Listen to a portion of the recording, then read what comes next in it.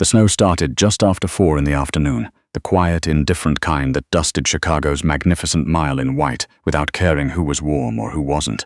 Iris Calloway pressed her badge against the employee scanner at the Alderton side entrance and stepped into the warmth of the hotel's service corridor, shaking snowflakes from her dark hair before anyone could see her looking anything less than composed.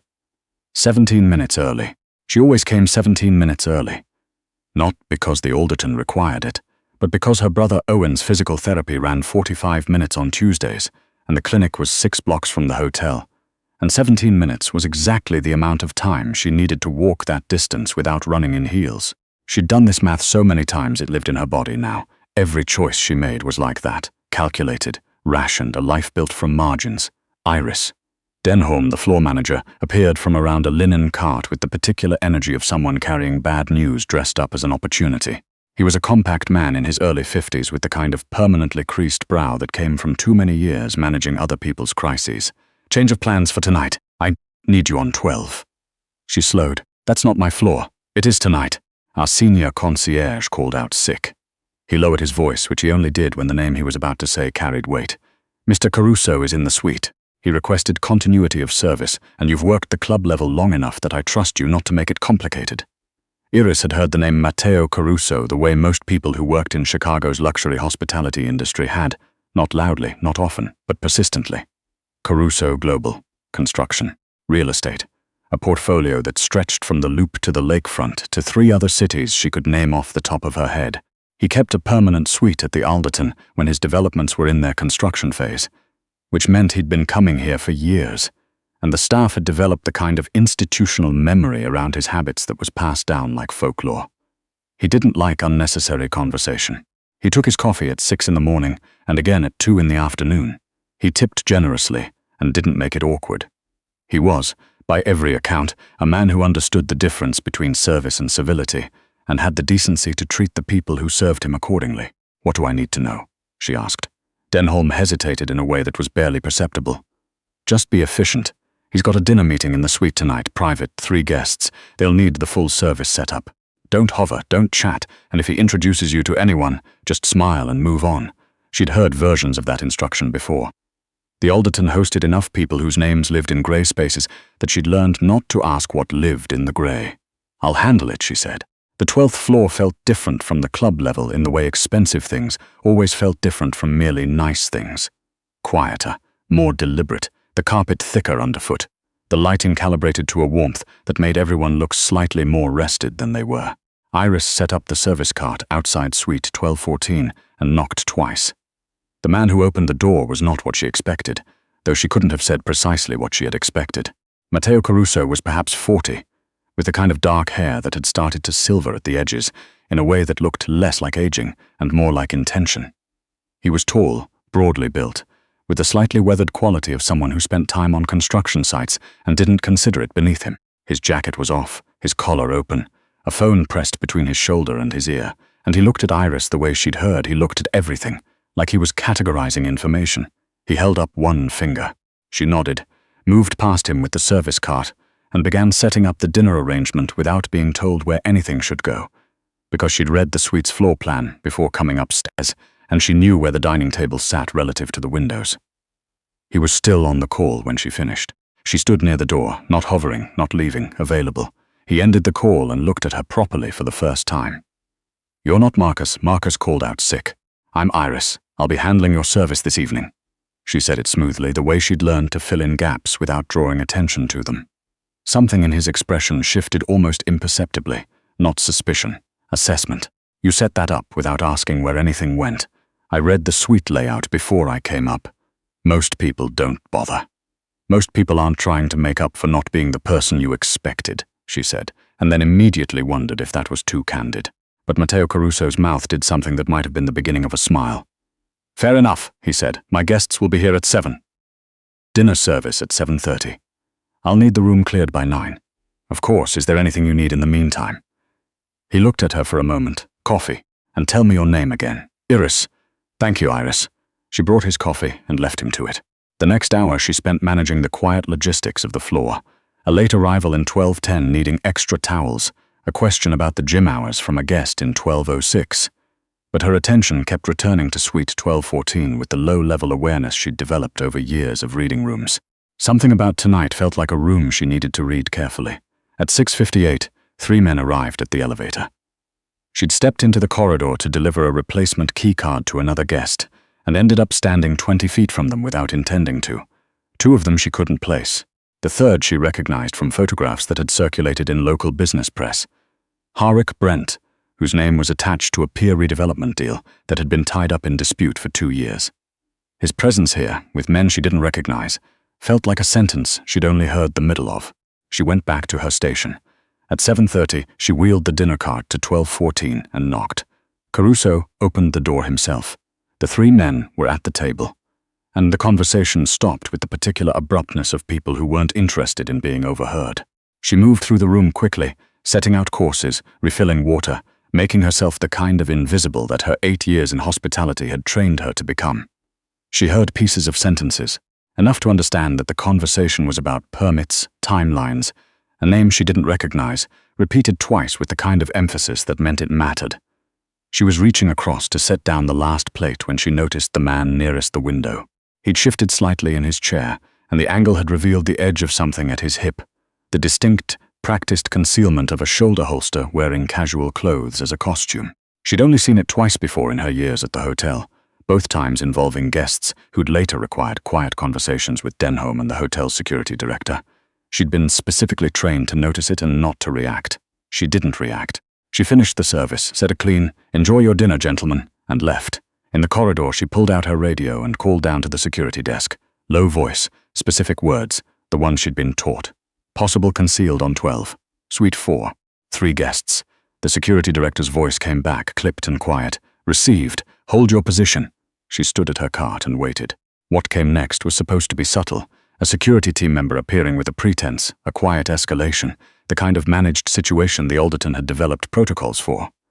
What she didn't expect was what she heard through the suite door 4 minutes later. A voice raised. Then another, lower, harder. Then a sound she recognized. She'd grown up in a neighborhood where that sound was not unfamiliar. The dry, mechanical click of a gun being readied. Not fired, readied, the moment before. Later, she would not be able to explain why she opened the door. She'd been through the hotel's safety protocols.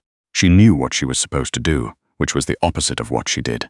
But her body moved before her training could catch up, the door opening onto a scene that arranged itself in her mind in still frames. The man by the window on his feet, with the gun now fully visible, pointed at Matteo Caruso, who sat with the preternatural stillness of a man who'd spent time in rooms like this before. Harik Brent halfway out of his chair. The third man frozen. Iris moved without thinking, stepping between the line of sight and Caruso's position, arms out, her back to the man with the gun, facing Matteo.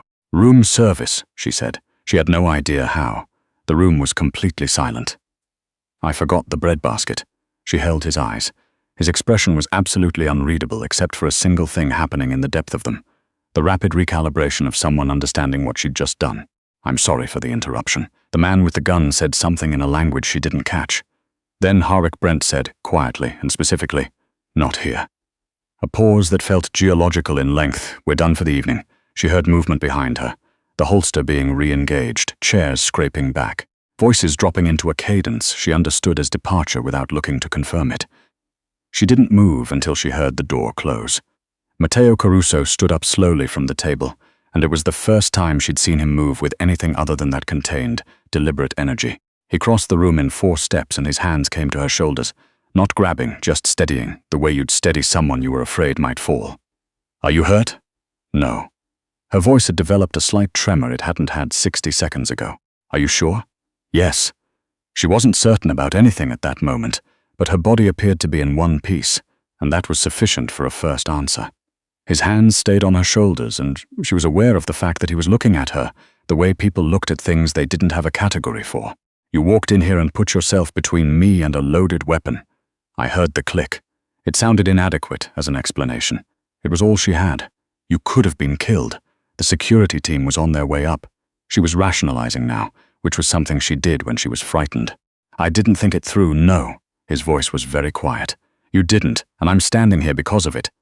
The hotel's security team arrived 11 seconds later, which was about 45 seconds too late. The next 2 hours happened in the way crisis situations always did, fast and bureaucratic at the same time, everyone moving urgently toward the same forms and questions. The police arrived and asked her to walk through the sequence of events 3 times. She did it calmly, which seemed to surprise them more than they were willing to admit. Matteo Caruso was in the adjoining room, and she could hear his voice, low and controlled, answering his own version of the same questions. Denholm appeared at her elbow at some point, his face the color of old paper. "Iris, my God, are you all right?" "I'm fine. The owner has been informed. You're going to be taken care of." "Whatever you need. I just need a few minutes," she said, which was true in the immediate sense and not true in any other. When the police finished with her, she was brought to a small sitting room off the suite and left alone with a glass of water she didn't drink. She thought about Owen, about the fact that his morning physical therapy appointment was at 8, and she always called him at 7:30 to make sure he was up, and tonight she hadn't, and she'd been so focused on not falling apart in front of police officers that she'd missed it. She pulled out her phone. 3 missed calls from his number. She texted him, "I'm okay. Explain tomorrow. Go to sleep." His response came almost immediately. "The news is saying something happened at the Alderton." "Is that you?" She typed, "I'm fine. Sleep." He sent back a string of question marks that she chose to interpret as love. Matteo Caruso appeared in the doorway of the sitting room. He'd put his jacket back on, which somehow made the whole situation feel more formal, like a meeting she hadn't agreed to attend. He looked at the phone in her hand. "Your family?" he asked. "My brother. He saw something on the news. Is he all right?" She found the question unexpected. Yes, he's fine, he worries." She set the phone down. "He has some mobility limitations, and he worries more when I'm the one who's supposed to be safe." Matteo Caruso sat down in the chair across from her, unhurried, like he had all the time in the world and intended to use it here. "How old is he?" 26. She paused. "Car accident 3 years ago. He was the passenger. I was the driver." She didn't know why she said the last part. She didn't usually say the last part. He didn't flinch or say anything hollow about it.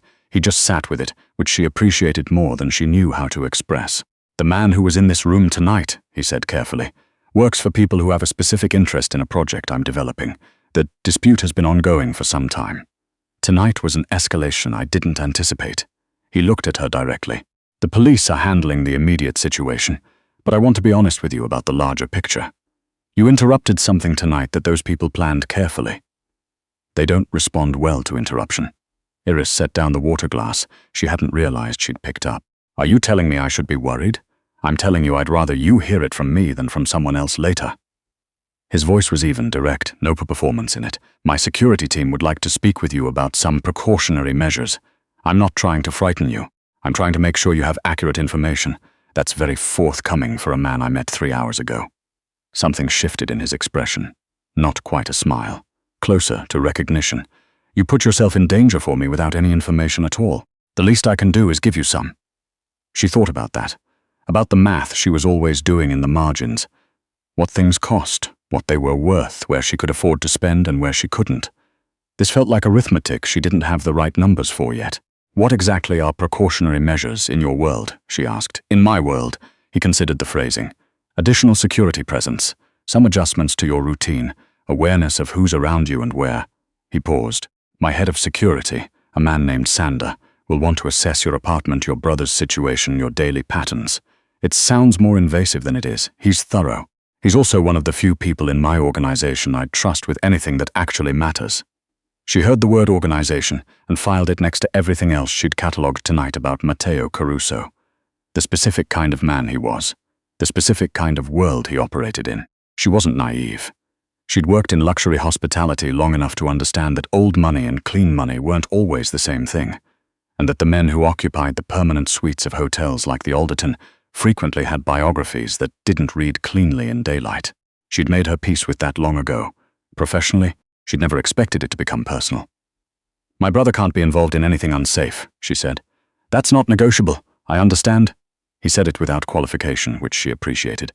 "Sander can discuss the specifics. But Iris," he said her name differently than Denholm said it, than the police detective had said it. Like it was a specific thing rather than a placeholder. "Whatever you decide about my security team's involvement, I want you to know that you won't be left to handle this alone." She took the glass of water and drank half of it. "Okay," she said. He nodded once, stood, and moved toward the door. Then he stopped, the same way she'd noticed deliberate people always stopped, not from indecision, but from intention. "The bread basket," he said. She looked at him. "That was quick thinking." The almost smile again. "There was no bread basket. There usually is," she said. I counted on him not knowing the menu. He was quiet for a moment. "You did well tonight, Iris. Better than you should have had to." He left, and she sat alone in the quiet sitting room of a hotel she'd worked in for 4 years, in a world that had just tilted approximately 12 degrees off its axis, and tried to remember if she'd eaten anything since the granola bar she'd had at noon. She hadn't. Sander arrived the next morning. He was a broad-shouldered Scandinavian man in his late 50s who knocked on the door of her Wicker Park apartment with the punctuality of someone who treated time as a professional courtesy. He spent 40 minutes walking her apartment with the careful, unhurried attention of a man who saw rooms differently than most people did, noting exits, window lines, the 3 points of access she'd never thought about because she'd lived here for 2 years and never had reason to. "You'll want to stay somewhere else for a few weeks," he said, not unkindly, just factually. "I can't afford a hotel. Mr. Caruso has a property in Evanston." He sat down at her small kitchen table, which made the kitchen feel significantly smaller, a guest residence on the grounds.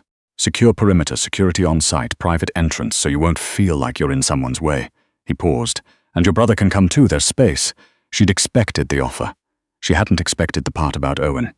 "He has PT on Tuesdays and Thursdays," she said slowly, "and a part-time job that he worked very hard to get and that matters enormously to him. We can accommodate both." Sander looked at her steadily. "Miss Calloway, I've been doing this for 22 years. The people involved last night are patient. They don't move immediately after something goes wrong. They wait, they watch, they recalibrate. That gives us time to establish a proper arrangement. But I need you in a controlled environment to do that well. And my job?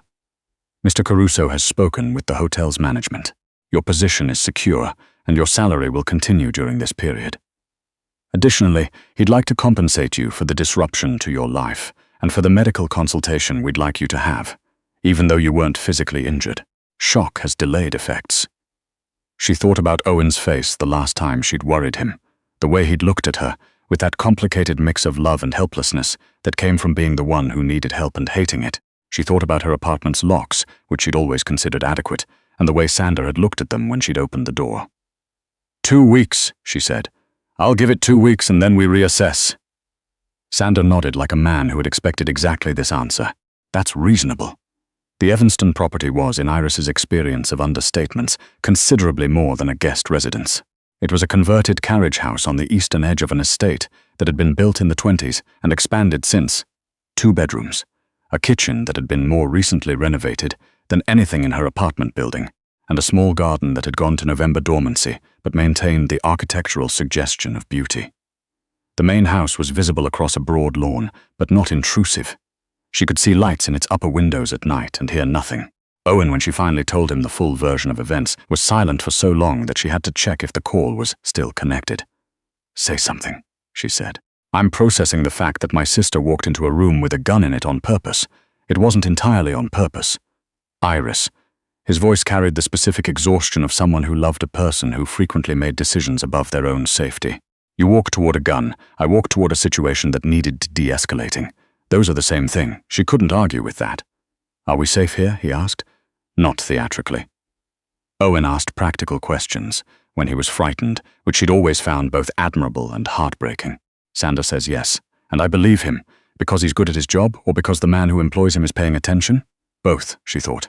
Because he's been right about every specific thing he's told me so far. Owen was quiet again. "What's he like? Caruso?" She thought about how to answer honestly. "Careful," she said finally. "He doesn't say things he doesn't mean. And he doesn't mean things he hasn't thought through. I think he's the kind of man who carries a lot and doesn't advertise it. You sound like you like him." "I sound like I've spent 3 conversations observing someone closely. Same thing with you." She didn't answer that. Matteo Caruso came to the carriage house on the 4th day. Not announced, though Sander sent her a text 5 minutes before that said simply, "Mr. Caruso, 3 p.m. if that's all right." She appreciated the 5-minute notice more than she would have appreciated an earlier one.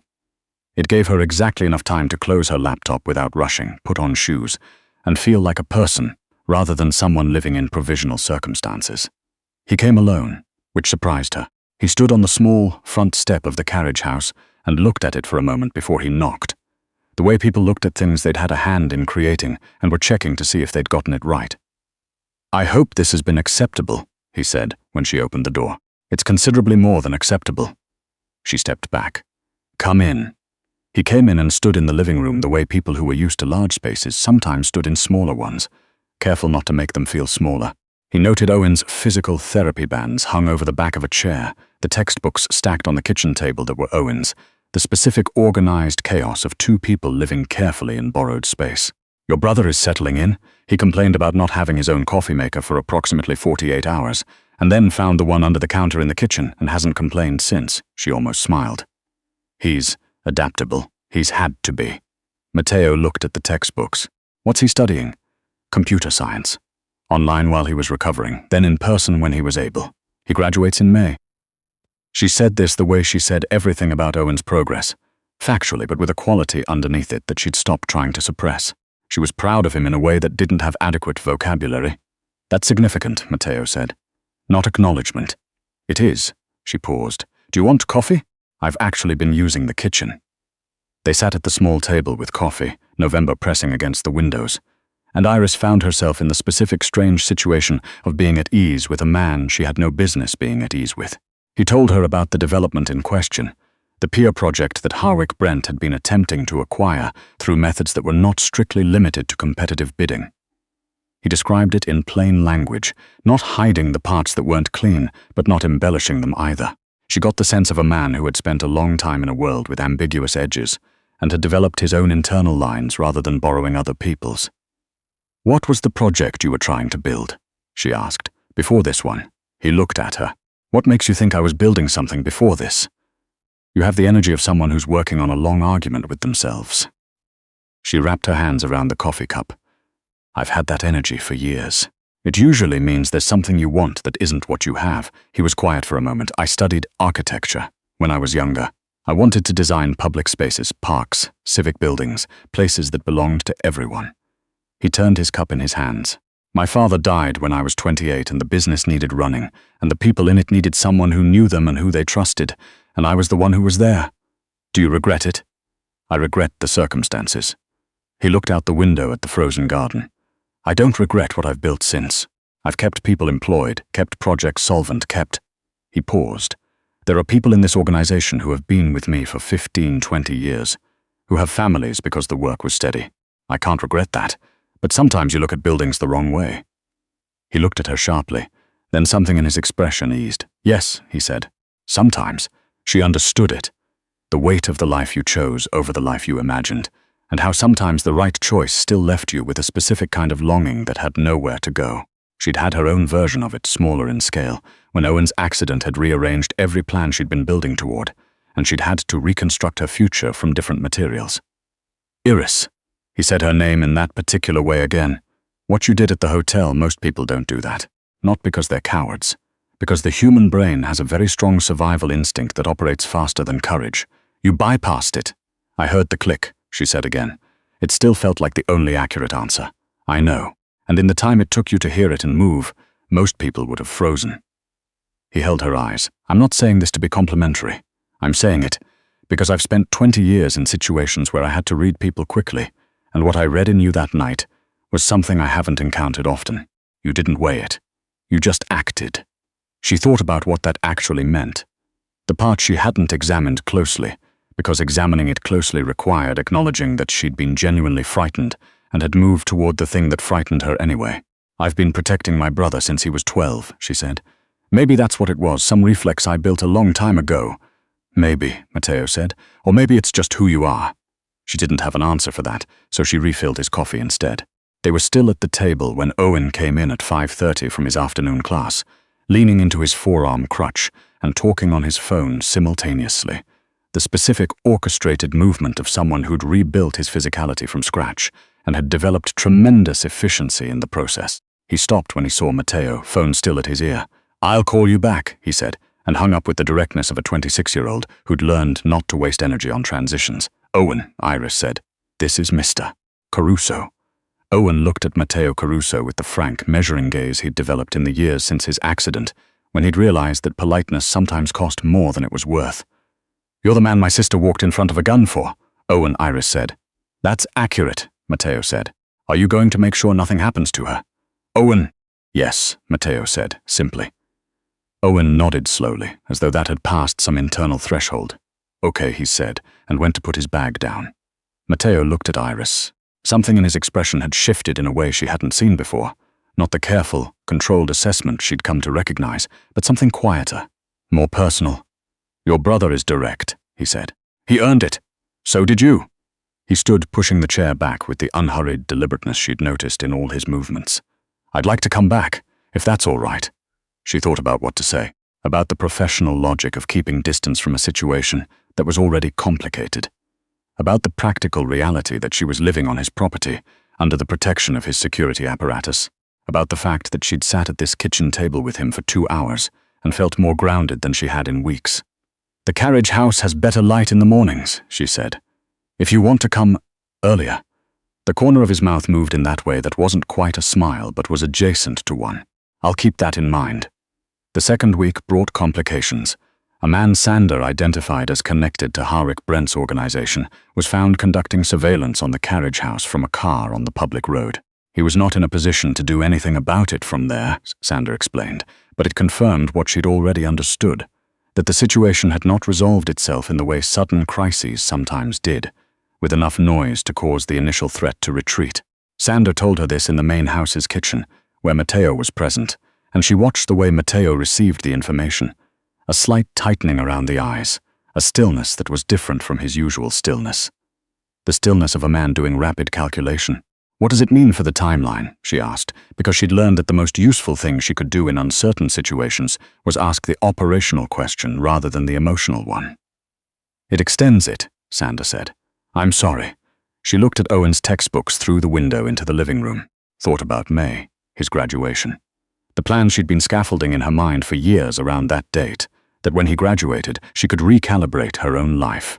Go back to the degree she'd set aside, start something that looked less like survival and more like direction. "What are we doing to resolve it?" she asked.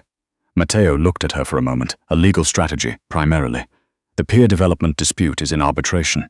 If Brent loses, which Sander's contacts suggest is increasingly likely, his organization loses leverage, and the motivation to escalate against anyone involved diminishes significantly. He paused. "There are also conversations happening through other channels. Channels I'd rather not detail." She nodded. She'd learned to accept the edges of sentences like that without pushing. That evening, she found Matteo in the main house's study, sitting in front of architectural drawings that were spread across the desk. Not a current project. The paper had the quality of something kept rather than used, slightly faded, handled carefully. She'd knocked, and he'd told her to come in, and now she stood at a respectful distance and looked at what he was looking at. The drawings were of a community center, Chicago, by the look of the site notations. Detailed, precise, drawn by someone who understood how space moved and how people moved through it. There was a notation in the margin in handwriting she recognized as his. "Your thesis project?" she asked. He looked at the drawings for a long moment before answering. "Senior year. I designed it for a neighborhood on the south side that actually needed one, not a hypothetical. Spent 3 months out there talking to people, understanding what they actually wanted versus what architects usually assumed they wanted." His voice had a quality she hadn't heard in it before. Not grief, exactly. More like the particular tone of someone describing a road they'd started down and then left. "It's beautiful," Iris said. She meant it. The design was intelligent and human in a way that a lot of civic architecture wasn't. Spaces that felt like they belonged to the people who'd used them rather than the person who'd designed them. "It won an award," he said. "I was 22. I thought that was the beginning of something." He began rolling the drawings carefully, with the practiced tenderness of someone who had done this many times. Turns out it was more of a last chapter. She sat down across from him, uninvited but apparently permitted, because he didn't look up with any of the subtle signals that would have told her to leave. "Is the neighborhood still there?" she asked. "Yes, and the community center?" A pause. "They built a parking structure." She let that sit for a moment. "Then you could still build it." He looked at her. "Not instead of what you do, alongside it." She said it carefully, because she wasn't proposing something easy, but she'd learned that the fact of something being difficult wasn't a reason to not say it. "You have resources now that a 22-year-old didn't have. The neighborhood presumably still doesn't have what it needs." He was quiet for a long time. Long enough that she started to wonder if she'd overstepped. "You're not the first person to suggest something like that, but I might be the first one to say it in the same room as the drawings," she said, the almost smile. "You might be." He didn't say anything else, but he set the rolled drawings aside rather than putting them back wherever they'd come from, which she counted as something. 3 weeks into the Evanston arrangement, Sander came to her on a Tuesday morning with the specific expression of someone carrying news that was better than expected. The arbitration had ruled against Harwick Brent's development group. Comprehensively, the legal loss had precipitated what Sander described as a withdrawal of interest. The surveillance had stopped, the contact network had gone quiet. The other channels, the ones Matteo hadn't detailed, had apparently produced the kind of conversation that ended with different parties understanding the new parameters. "You're clear," Sander said. "It took less time than I projected, which I want to attribute to the legal outcome. Though honestly, the other side may have lost their appetite once the main play failed." She sat with that for a moment. "By the end of the week, yes." Sander paused. "Mr. Caruso asked me to tell you that the offer to stay through the month stands if you'd prefer more transition time. No pressure attached to that." She went to find Matteo. He was on the eastern edge of the property, standing near the bare rose garden with his phone in his hand and the December morning around him. And she thought he looked like someone who had been standing outside long enough that he'd stopped noticing the cold. "Sander told me," she said when she reached him. "Good news." "Yes." She stood beside him. The lake was visible through the bare trees at the property's edge, grey and wide. "I want to ask you something, and I want you to answer it without the version you think I should hear." He looked at her. "Last night, when you came to the carriage house, you weren't coming to give me an update. Sander could have done that. What were you actually there for?" He was quiet long enough that she started to think he was going to deflect. He didn't. "I wanted to see you," he said. "Plain as that." She let that settle. "I'm going to go home," she said. "Owen needs to get back to his routine, and I need to get back to mine, and I think that's the right thing for about a dozen practical reasons." She looked at the lake. "And I'd like you to come to dinner, at my apartment, once we're back." He was very still beside her. "There won't be a service cart," she said, "and I'm not as good a cook as whoever runs your kitchen. But I think you've been eating meals in hotel suites and at this estate for long enough that a regular kitchen table would do you some good." "I think you might be right about that," he said. "I usually am," she said. "You'll get used to it." This time, it was a real smile. 4 months later, Owen walked across a stage in a gymnasium at DePaul University with 162 other graduates and received his degree in computer science. Iris was in the 4th row. Matteo was beside her, which Owen had requested specifically and without embarrassment. Because Owen had stopped being embarrassed about the things he wanted about 18 months after his accident and had never gone back. After the ceremony, in a restaurant that Owen had chosen because it had a dish he'd been wanting to try for 2 semesters, he raised a glass and looked at his sister. "You know what I've been thinking about," he said. "If I say yes, you'll be offended," she said. "I've been thinking about how one Tuesday last November you showed up 17 minutes early to work," he said, "and everything that came from that. Nothing would have changed if I'd been on time," she said. "No," Owen said, "but you've always been 17 minutes early your whole life. That's the thing. You build in the margin for what might need you. You always have." He looked at Matteo. "She's been doing that since we were kids, looking for what needs to be done and doing it before anyone has to ask." Matteo was quiet for a moment. Then he looked at Iris, and the look said the thing that they'd both been working around for months. Directly, simply, without the careful management she usually put between herself and things that mattered. "He's not wrong," Matteo said. She looked back at him, and the arithmetic she'd been doing in the margins of her life shifted into something that finally felt like the right numbers. "I know," she said. "I just needed someone to point out that I could also show up for myself once in a while." Owen raised his glass. Matteo raised his. Iris raised hers. Outside the restaurant, Chicago moved through its ordinary Thursday evening, a million lives running on their own separate math, intersecting and separating. Inside, 3 people sat at a table that would have seemed improbable 8 months ago, eating food chosen without any calculation of cost, and Iris let herself stay in it without looking for the exit. That was new. She thought she might be able to get used to it.